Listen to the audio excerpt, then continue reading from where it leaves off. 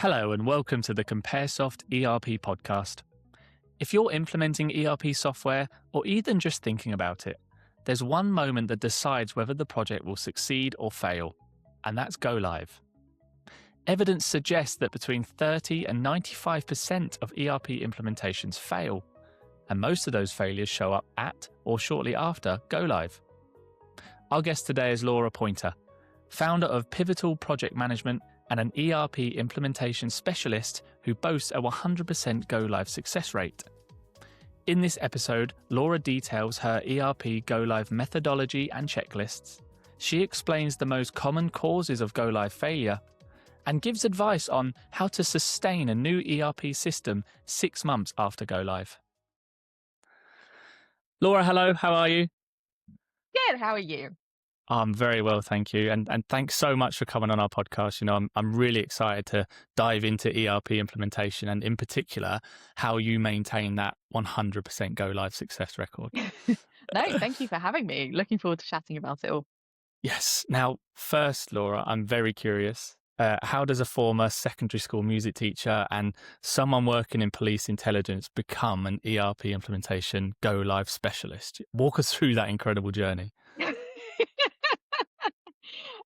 I guess it's a desire to help people, I think, is the thing that stems my entire being, if you know what I mean. Uh-huh. So obviously when you're teaching, you are trying to get the kids to perform at their best and all the rest of it. When you are doing police work, you are trying to get all the evidence nice and factual and make sure that, you know, it's presented in a really clear and unambiguous way so that the jury know that the person in the dock is a bad person that needs to go to prison for a long time. That making sure that you get the right result, mostly for the victims if you're talking in the police world. And obviously, like, it's all underpinned by data, right? Whether you want to call it data or facts or information, it's all being able to make decisions based off the right information being available at the right time. And I guess as well, like, I was the weird kid. I was the one who would work out how to set the VCR recorder. I'm showing my age. But, setting the videos, using, like, I wasn't just, I'm going to set the timer. I was the person that would use the random codes that you get in the Radio Times to identify the actual program and use that. And, people would be like, what are those numbers for? And I'm like, oh, that's the program identifier. And they're like, really? How did you know? And I've always firmly believed with, like, computers of any description that someone somewhere wrote the program. Therefore, there is logic behind it. And if there's logic behind it, I'm not stupid. I can follow it. And I just sort of fell into systems work, really. There was an ERP implementation happening when I moved into oil and gas, and I got heavily involved with that. And understanding, again, the logic behind it, the data that was needed, making sure that, we weren't just bringing through years worth of legacy data unnecessarily into a shiny new system, but we were bringing through enough so we could drive the decisions that needed to be made at that point in time. And that was your first step into ERP as well, I guess, at that very point. Yeah. But it was a bit of a baptism of fire, as these things often are. But then I guess it was something that people were just coming to me for, kind of going, okay, well, we're looking at this system-y stuff too. Like, we don't really know what we're doing, but you seem to be able to explain it really quite simply. And that was something that was absolutely drummed into me as a teacher, was if you can't explain your subject well enough, that's actually a reflection on you not understanding it properly. And I think that really ties into ERP work and systems work and business work in general, is that I've seen so many times, like, businesses trying to tell the SI partner what their requirements are, the SI partner not really questioning it and just kind of blindly doing what they've said and giving it back to the client, and the client like, that's not it. And the SI partner are like, no, it's exactly it. And they're like, it's not. And it's because there's often a complete language barrier almost, because there's so much jargon in ERP world that people kind of forget that there isn't that commonality of language, and actually what they're trying to achieve, they understand, and the partner kind of thinks they've understood, but because they're not asking the right questions, because they're not pushing back, because they're not just able to kind of go, well, wait, are you meaning this when you say that? Or are you trying to say this? What are you trying to get out of it at the end, right? Because if you don't know what you're trying to achieve by doing it, and you're just kind of blindly going, well, we want to see this. It's like, well, why? What is it? What does that do in your business? What is the reason for you needing this? Or is this you just clinging on to, we've always had this? Yeah. I worked in one which jumps out at me massively. And entertainingly, this poor girl was told she had to do a report every Friday, and she had to email out all these heads of departments to get all of this information in on a spreadsheet that she would compile into one giant master spreadsheet. And she had to send that out by Friday lunchtime. And that was like one of the most important parts of her week. And when we were going through a system change, I sort of said to her, well, where does this go?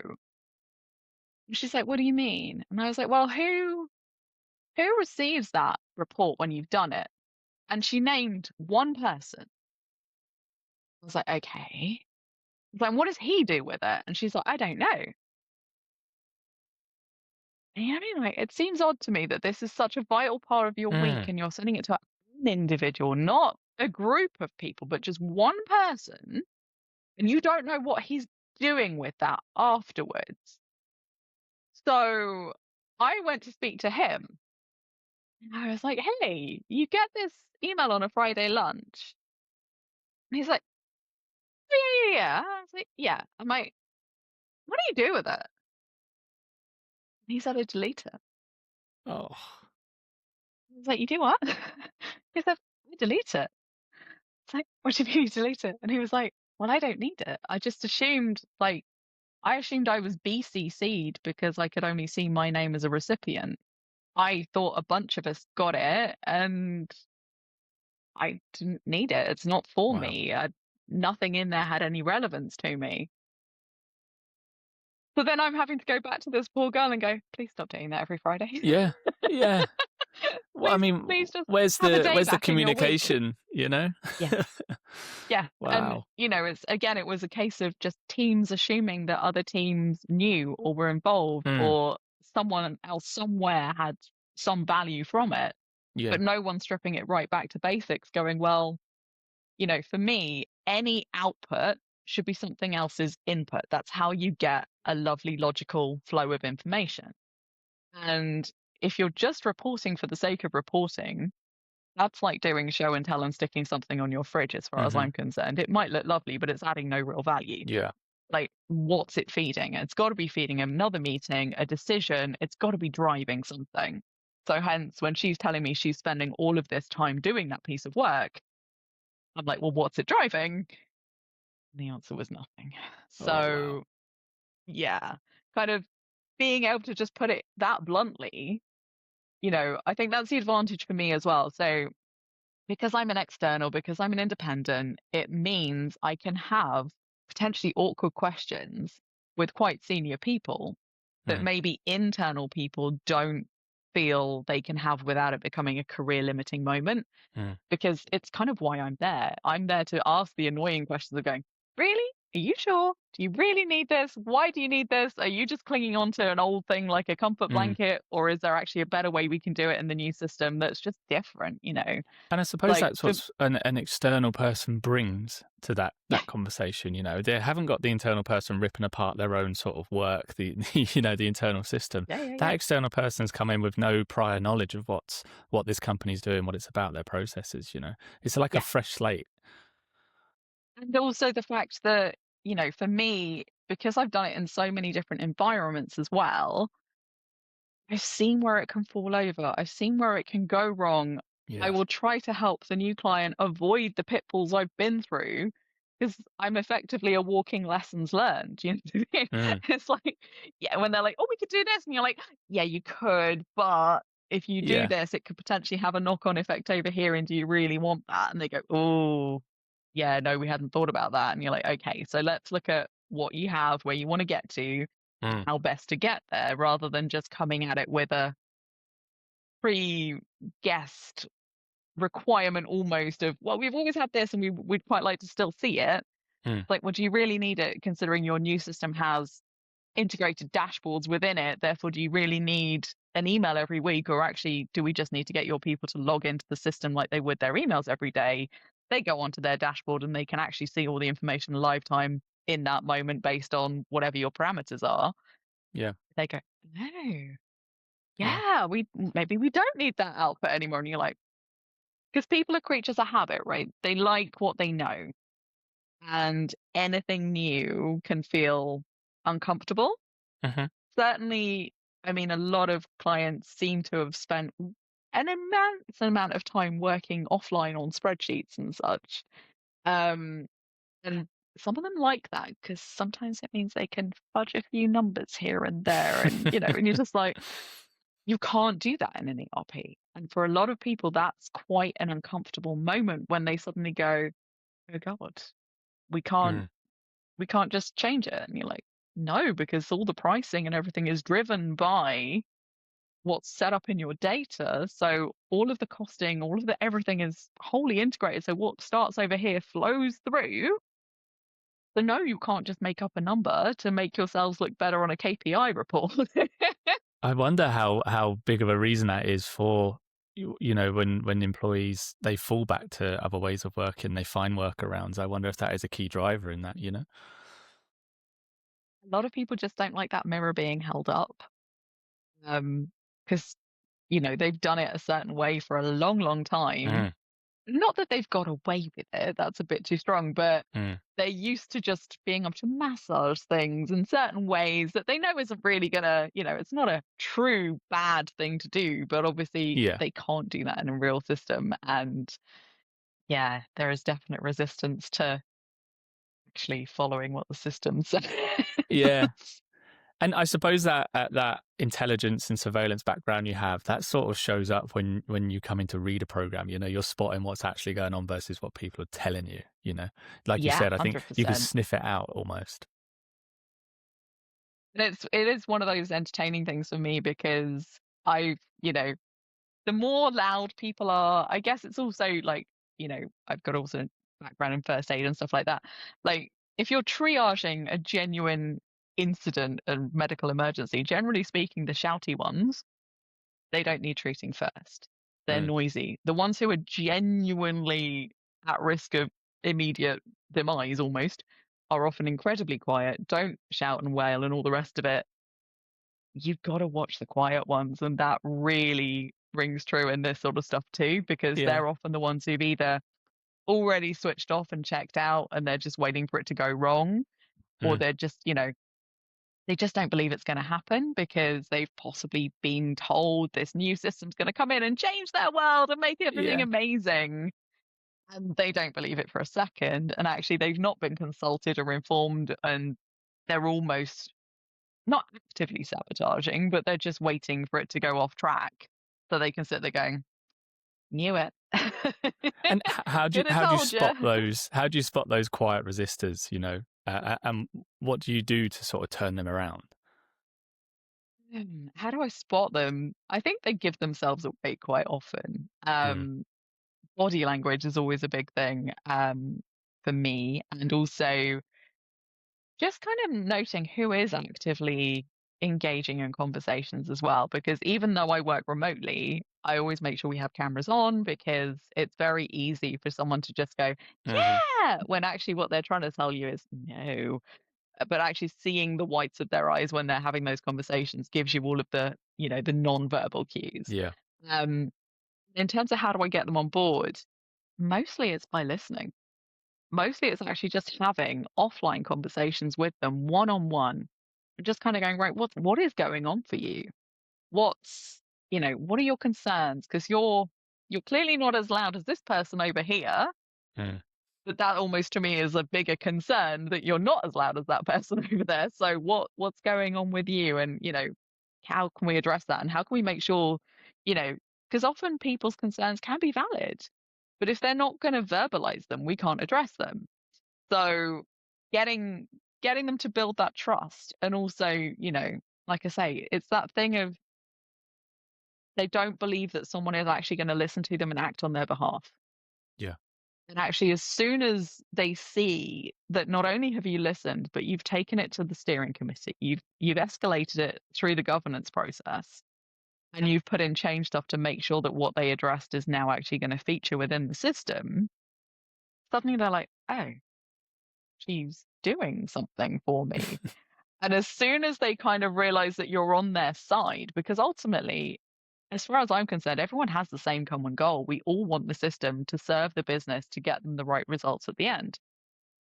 So of course I'm going to be on their side if they've got a genuine thing that they're like, if we don't have this, it's not going to work. Yeah.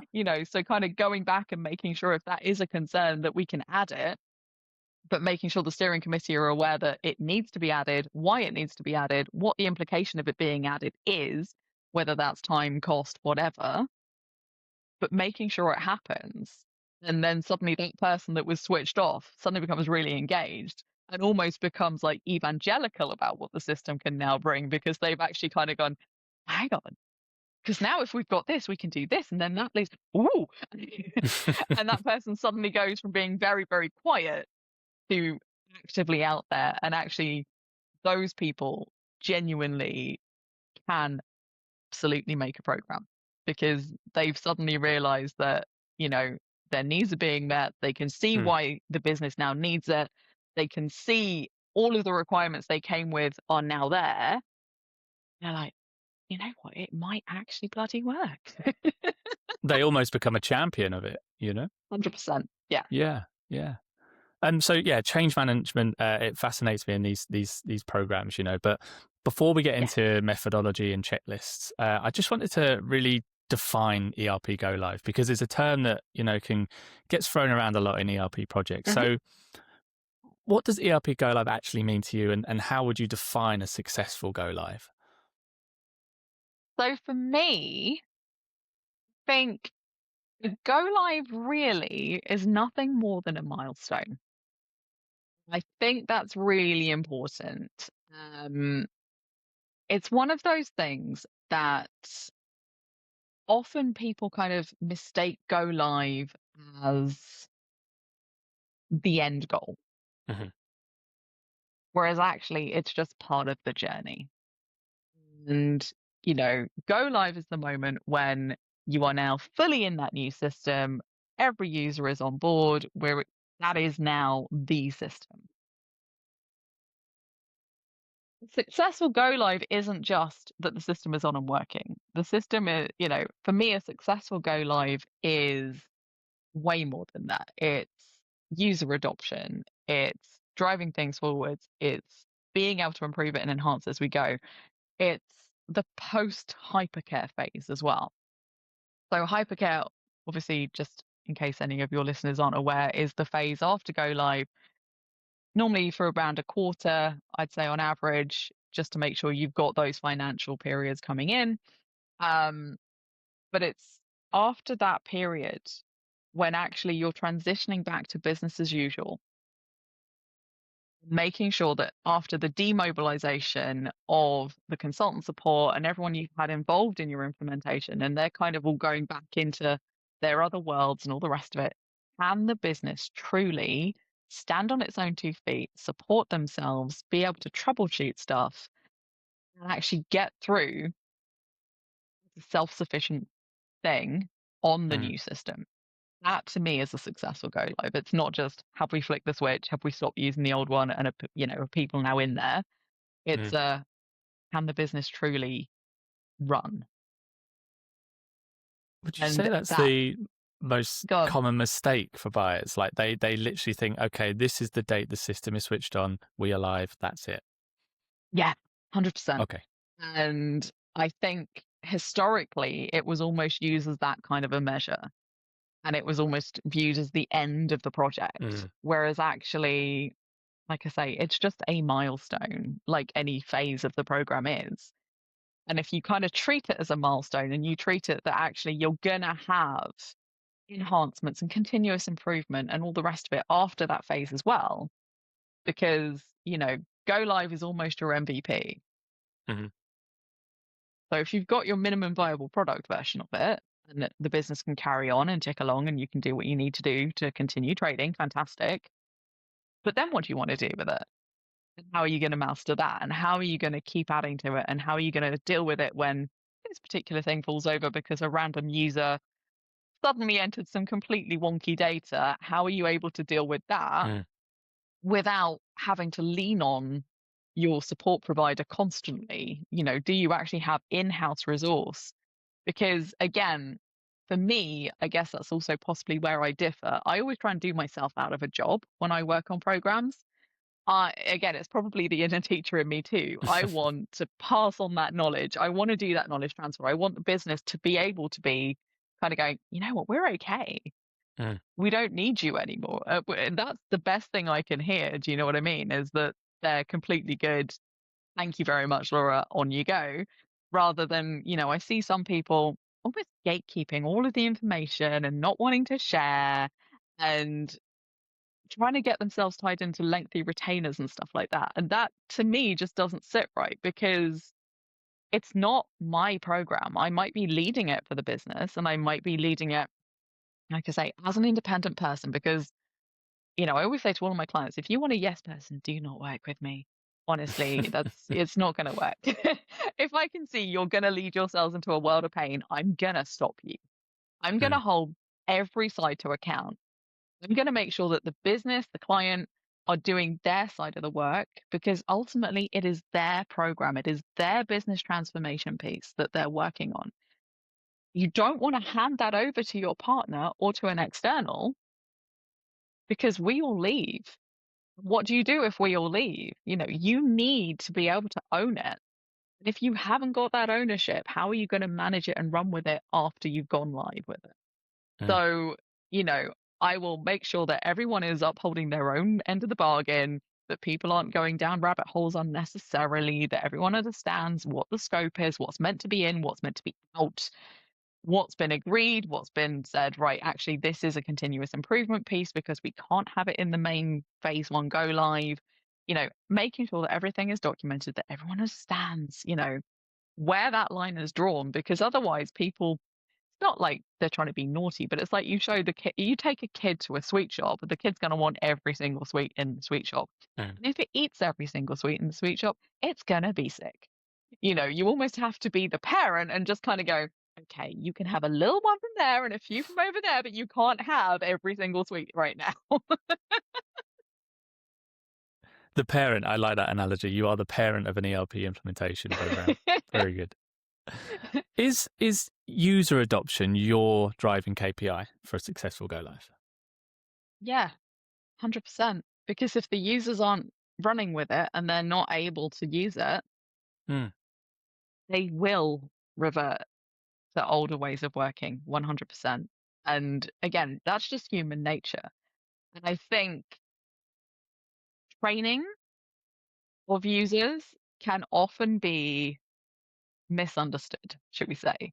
And sometimes you'll just see either a PowerPoint deck being sent out with a couple of screenshots on it and go, yeah, everyone's been trained. And you're like, have they? Is that really training?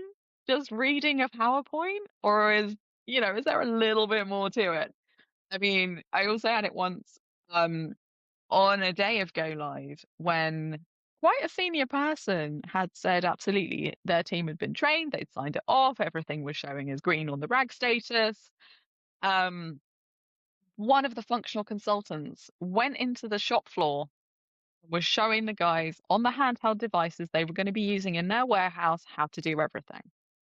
And he poked some buttons on the handheld device, and there were a whole bunch of shop floor workers around him. And every time he finished the thing, you literally heard them guys go, ooh.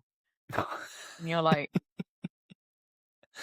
that is not the reaction of someone who's been trained and has seen that before. That's the reaction of someone seeing that for the first time. Yeah. Gonna suggest they're not as trained as we've been led to believe they are. Wow. Yeah. What about the day itself? We joke that it's a switch on day, but in my head I kind of see there's a lot of frantic running around, there's a lot of shouting, there's a lot of problem fixing. What does that day actually look like in reality? had all extremes is the honest answer. I've been involved in some that were genuinely frantic. Mm-hmm. I've been involved in one that really turns out that suddenly a load of financial postings weren't working on the day of go live. And we're all sat there confused as hell because we have tested this one. This one is like, I would hand on heart say this one has been thoroughly tested. And the fact that it suddenly wasn't working on go live day was just like, what? Yeah. Like, this is not the one that wasn't going to work. This was absolutely nailed on that everybody knew. I was like, how is the data not working? What's like, we knew it worked. And a whole bunch of people have got together in the boardroom and we're all sat, like all of the work stream leads and everyone's coming in. And then the head of engineering very sheepishly said, might have changed something last week. And you're like, I'm sorry. After testing, this is? After testing, Okay. because we gave them access to the live environment the week before just to double check their data. That was all they were allowed to. We'd said categorically, do not do any transactions, do not make any changes, but go in and check your data, make sure you are happy with it. He said, I wasn't happy with how we'd named some stuff, so I changed it last week. He changed it on the Thursday, Friday, and we went live on the Monday. When he says name stuff, it's like labels, just field names, as simple as that. Yeah. Which because it's a fully integrated solution, all of the finance postings have been set to look for certain criteria that we're now suddenly not there. Because he changed it. How did you solve that? Is it literally a case of, revert back to this date before it was done, or did you have to go back in, change all the labels? We went in and changed all the finance stuff to match what he'd now got, because that was the easier fix of the two. Yeah. So a lot of frantic running around, shouting, problem fixing. It was a lot of frantic running around, head scratching, going, but it was right. Like literally last week when we were like final rounds of testing, it was working. How is it not? But I've also had it when it's just gone live and it's eerily quiet because actually it is working and everyone is just able to get in and get on, and you're all sort of sat there going, are you okay? No one's shouting, no one's screaming. Are you all right? Like, can someone tell me, are you happy? I mean, those ones are great, but it is kind of that disconcerting moment of, are you sure? Are you actually using it? And I suppose the flip side of the example there with the engineer changing the field names, I suppose the flip side is that that day was a success in terms of communication and figuring out what was wrong and fixing it straight away. So as well, though, because all of it, as far as I'm concerned, it's only a mistake if you repeat it. Yeah. Yeah? He'd made a change. He thought he was improving stuff. He thought he was helping it. He was trying to make it before we went live so his new things would stand ready. But it was just unfortunate that he hadn't told anybody else, because if he'd have mentioned it on the day he changed it, we could have changed the finances up front ahead of it and made sure everything was aligned, So, but again, it's knowing once you have the actual answer of, but, again, for me, it's a massive win that he felt able to stand up and go, yeah, I changed that. Yeah. And you've almost built that culture. Yeah. Yeah. And that for me is a massive win, because if you haven't got that environment, if you haven't got that culture where people aren't afraid to make mistakes, like if they're afraid to touch it and they're just, that's not what you want. Like you need people to be able to genuinely try to do stuff in a different way, because that's how you evolve, right? And actually having him just kind of go, oh God, that was me. Absolutely brilliant. To me, that tells you absolutely everything you need to know about that company and their ethos and how progressive they were, that he was still trying to make changes and improvements and enhancements. Yes, it had a slightly wonky moment for us, but it was just a moment. And he then understood the next time. He was like, okay, yeah, I should have gone round a proper cycle here. I should have made a change in the test environment and I should have let people know. And I should have, he's like, moving forwards, I absolutely now know what I would do differently. And you're like, well, that's great. That must give you confidence. Yeah, that they're going to sustain go live. They're hypercare. It's going to work. Yeah, because they're not trying to hide it. They're not just doing the whole, oh, look over there, it was that thing. And when they're literally there putting their hands up going, that was me. Amazing. Yeah. Now, Laura, we touched on this. You boast 100% go live success rate when it comes to ERP system implementation. What's your secret? Do you have a specific go live methodology? What does your go live checklist looks like? For me, I think I'd say my secret is honesty. I'm not. Yeah, I can't sugarcoat stuff. It's not who I am. And like I say, if I can see people going into something that's going to cause them a world of pain, I will stop them.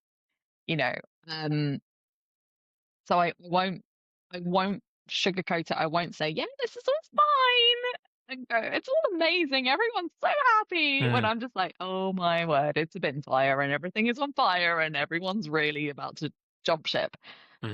That's just not who I am. And I genuinely firmly believe that greenwashing of a RAG score and just everyone pretending that everything is fine because that's what the management want to see will kill it faster than any technical issue ever could. So for me, I always say to all of my clients, like, there are a few acceptable surprises on a program that are genuinely speaking chocolate, food, booze, flowers. Any other type of surprise, it's not okay because it should have been called out earlier. So, if you think there is a risk, call it out as soon as you're made aware of it, so that actually by the time you reach it, it hasn't turned into an issue and you've been able to put the measures in place to mitigate it. I think people forget that the people are vital as well. You've got to have the people on board. They're not like a lot of people approach it whereby they'll have the system first, then process, then people. And for me, I always try to flip that. I will always try to go people first because they're the ones who are going to be the users. They're the ones who will make or break it. Then we'll look at the processes and make sure that they actually make sense on paper. And then we'll see how we can work those into the system. Or again, if we need to take a step back and change those processes to make them go into the system better. Because, it's one of those that people are creatures of habit. They like doing things the way they've always done it. And an analogy I often use is driving to the shops, right? If you have lived in a certain house for 20 years, you'll be in a habit of getting in your car, going down the road, turning left at the end of the street, going down that next street, over the roundabout, blah, blah, blah, passing whatever, and you get to the supermarket at the end of that road on the right-hand side. Whereas actually, a year ago, they built a new bypass, and if you left your house and turned left, you can get there in 2 minutes. Both routes are equally valid, but one is significantly faster than the other. And just because you've always gone via the village and whatever, if you can tell me there's a reason for doing that, because actually it means if you go that way, you can pop and see your Auntie Mabel on the way and you go and have a lovely cup of tea with her and you actually take her along to the shops with you, valid. If you're trying to tell me you want to get from your house to the shops in the quickest possible time, you need to change your process. You need to go via the bypass. Do you know what I mean? Yeah. And it's getting those people on board with there are different ways of doing it, and different isn't always bad. Different is just different sometimes. And people not being afraid of that different thing. I also think a lot of people fall into that trap, should we say, of trying to customize the system because they want this particular field or they want this particular thing, forgetting that ERPs are used by thousands of companies the world over. And if actually that standard way fits for all of these thousands of companies, if you genuinely are arguing that your process is so wildly different that it won't work on the standard way, it's probably an indication that your stuff is a bit weird, not the system. And again, being that independent external person, that's an easier conversation to have than if I'm an internal person. I'm thinking, well, I Yeah. need to appease these people because actually they're going to pay my bonus at the end of the year and I still want a job this time Yeah. next year. It's a lot easier to have those trickier conversations. But also, if you can stick to as core a solution of that system as you can without a million and one customizations, Mm. it means the future upgrade paths are so much more simple. Certainly with some of the bigger ones like IFS and all the cloud platforms and all of that sort of stuff, they hit like IFS themselves have 2 major releases every year. If you're as core as you can be, you're pretty much guaranteed that you will have the easiest release updates going. It's always the customizations that have to be checked, that a new knock-on consequence can happen and can throw all of those customizations out of whack. So getting people to actually genuinely justify the need for customizing systems and not just because, well, that's what we've always seen. That's how we've always done it. Yeah. Like, just because that's how you've always done it doesn't mean there's not a better way. Um, yeah. I When guess, obviously, because some customizations are essential, they are needed. yeah. How does your process change? When a company does have a lot of customizations to think about, like you talk about your RAG report, you got to make Yeah. sure everything's green. Are there any sort of non-negotiables or any items you're sort of willing to leave red just for now so it works? It depends what it is. Mm. So yes, sometimes customizations are required. Sometimes they can be due to industry specific quirks and things like that. If you're working in, certain core industries have certain key things that they have to have that a standard out the box solution just won't Mm. have. And having that ability to add that is obviously essential. But again, that would have been pre-agreed, predefined, everybody understanding that. But also, it's a case of understanding the genuine dates and their availability, right? If you're being told by a developer, we're going to have this customization and it's going to be here with you on this date, I need that to mean when they're saying with you, I don't mean that that's going to be in a test environment Mm. that we're still tweak like I want multiple dates if that's the case. Do you know what I mean? I want to Yeah. know it's in test phase at this date. We think testing's going to take this amount of time. We've built in enough time within that for any revisions that we need to do in case it doesn't go to plan and all the rest of it. So I want the worst possible scenario dates that I'm signing off on. So that actually we've got that transparency. We all know that this date means this date means this, and this date is actually when the users are going to see it. Mm. Because otherwise, you get people going, well, we're going to have it by this date. And then a whole bunch of dependencies are built on top of that. And actually, if you don't understand the dependencies and you're all working off the date when it's going to be first given for testing, but you've got a whole bunch of other stuff hanging off the back of it, your whole plan has just already gone out the window, right? So it's having that understanding of what everything genuinely means at an absolute base level. What is it going to be? When can we use it? What else is hanging off the back of that? Because if that actually has a knock-on effect to a whole bunch of other stuff, again, we need to hang fire a minute because there's like, are the program aware that this one customization impacts all of these different work streams? Yep. Because maybe it's a tax thing, maybe it's an approval thing, a compliance thing, whatever, that actually runs through the solution. And it's not just, well, it's this additional tweak for this particular department. Like, how many things hang off the back of it, and can we sign off on that or not? So, yeah, for me, it's that honesty and transparency piece. And it's not just trying to say things because you think it's what they want to hear. You're saying things because actually it holds weight and it has meaning and everybody understands what that means. Then they can make an informed decision as to whether or not they're happy for that to stay red, or actually, because this has such wide ranging implications, that actually, no, this red is a definite red and we need to wait because Yeah. it's not fully ready. Does that make sense? Yeah, totally. And then obviously you've got, I like to call it a good delay. Sometimes, if Yeah, there's there's a report saying certain amount of ERPs failure at this rate, a lot of them yeah, depend on delays. But if there's a yeah, good delay in terms of fixing a customization, waiting for your rag status to be completely green, I yeah. feel like there's no harm in that delay. Exactly. And, it's going to sound cheesy, but coming back to that user adoption piece and everything else, you only get one chance to make a first impression. And if your users are seeing something that they don't feel is fit for purpose, and that is their first impression, Hmm. you've already lost half your battle.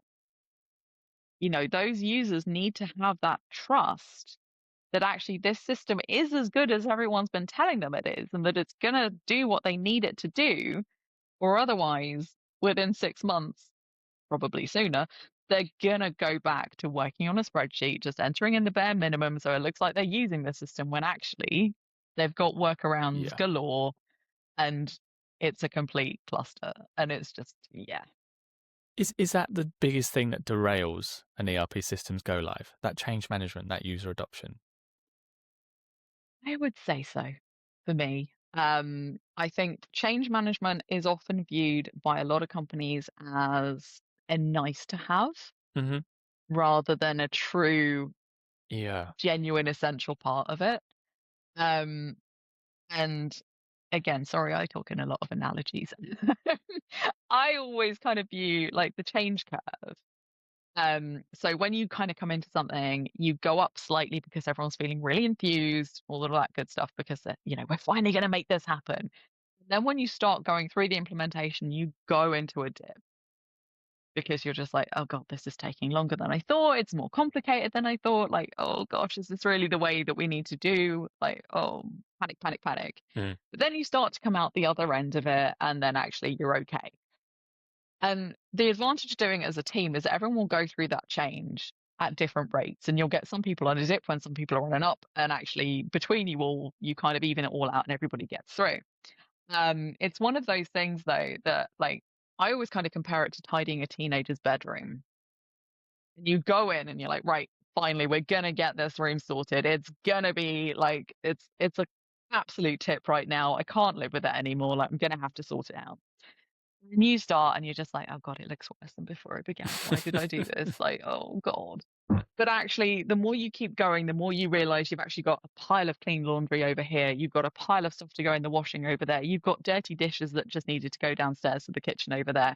You've got random piles of paper and homework and whatever else. And the more you do it, the more suddenly everything does start to fit in its right piles and all the rest of it. Then before you know it, the room is actually tidy. It didn't take as long as you thought. And you're like, why didn't we do this before? Like, why have I been putting this job off? And it's kind of the same with the ERP work. They go in and they're like, yeah, this is going to change the whole business. It's going to be amazing. And they're like, oh God, this Yeah. is really hard. And then like, oh, hang on, no, because if we do that, that ties into that. And that makes that process much easier. And it becomes an empowering thing by the end of it.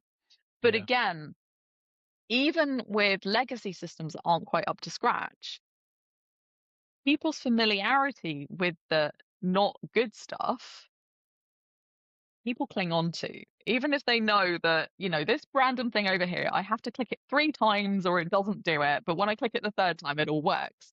Because they know that, they've got comfort in that. And if a new system, if they don't have that random bit of knowledge that you click it X many times and something will do Mm. to something differently, people can often feel like even if they've got 20, 30 years experience in a company, a new system can make them feel like the new person. And people don't like that. Like Hmm. as adults, we're inherently bad at being bad at stuff.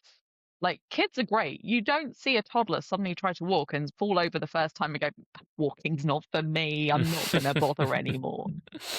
And again, like with driving, right? The first time you sit in your car at 17 or whenever it is, you're in your first driving lesson, you're thinking, oh my God, okay, got my seatbelt on, I'm putting the key in the ignition, the mirror's in the right place. Okay, so I put my foot on the clutch, I turn the key. Oh God, the engine's making a noise. Okay, breathe, I'm okay. The car is braking and revving, it's fine. Okay, foot on the clutch, into gear.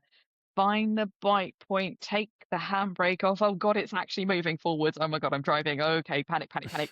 Okay, looking for things. I'm not hitting car. I'm okay. I'm in the road. I'm driving. I'm driving. Fast forward 6 months. You've passed your test. You've got the radio blaring. You're singing along, having a lovely car disco. You don't remember every single bit of that journey. You don't remember everything that on your first driving lesson you were hyper focusing on because it was so new. And it's the same with the system. The more you use it, the more you get familiar with it, the more you just inherently know where you're clicking, where you're doing, what behaves like what. It's just getting over that initial, oh God, I don't know what I'm doing and I really don't like that feeling, to, gee, it's okay. It's not, I haven't broken it. It's not fallen over. I haven't made the company collapse and go bankrupt. Oh, very good. And what I'm interested to see if your process sort of changes depending on the implementation type. For example, does your checklist look different for a big bang implementation approach compared to a more phased approach? I'd say the checklist was probably the same, but obviously the phasing and how it happens is slightly different. So for Big Bang, and just again for audience awareness, if we're talking Big Bang, we're talking potentially multiple sites, multiple countries, everything happening in one go. So obviously that's more of a front-loaded risk because you've got everything happening. Is that one of the more frantic ways of doing it? Absolutely, because you've got a whole bunch of people in a whole bunch of different, like I say, sometimes even languages. Have you got everything set in the relevant languages, relevant for each country, relevant for each site? There's an awful lot of work done for a Big Bang. You've got, generally speaking, one set of training, but again, it might be disseminated into different languages. But again, it's normally all being done in parallel across every site, every location. Harder work up front, yes. Sometimes it works nicely. Sometimes it can be a bit terrifying. If I'm doing it phased, generally speaking, there'll be a pilot location. Then you roll out to them, and then when you're happy that one's working, you roll on to the next one, onto the next one, onto the next one. Does the plan itself change in between each of those? Probably not. But again, all you're doing is just doing it in smaller chunks, gradually and gradually building. And actually, what you tend to find in those is because they've already seen it happen in front of them, whoever the pilot site were can then be super useful in terms of preparing the next sites for, we've already been through this. This is how it went for us. It wasn't as scary as we thought it was going to be. We were all okay. We weren't all working till 3 a.m. every morning for the first 3 weeks or whatever. You know what I mean? And actually getting them those, genuine peers. It's not the externals anymore telling them it's not going to be that bad. It's people they know, people they trust, giving them the message of, we've done it, we've survived, it's been okay. And actually, sometimes there'll be some learnings of some random business quirks and nuance that they had that they can share that inform the next one, so they don't have the same hiccup potentially. So does it change? Not necessarily. It's just, I guess, how the impact is felt is slightly different on a Big Bang compared to a phased. Yeah. Pros and cons to both. That peer involvement, I guess, has a lot of input in how they sustain after a go live as well. Yeah, for sure. Yeah. And what sort of? Again, it's, for me, that's quite an empowering thing as well. Yeah. And getting those internal people feeling like they're shaping the next implementation, that and it kind of becomes this cascade through the organization as well, because your first ones kind of inform your second ones. Then you've now got two bunches who can inform the next ones underneath them, who can then, almost becomes like a pyramid marketing scheme almost. But when they've been through it and you've got that many people kind of singing its praises and kind of going, yeah, this is really working for us and we can help you, it becomes almost its own self-fulfilling beast at that point.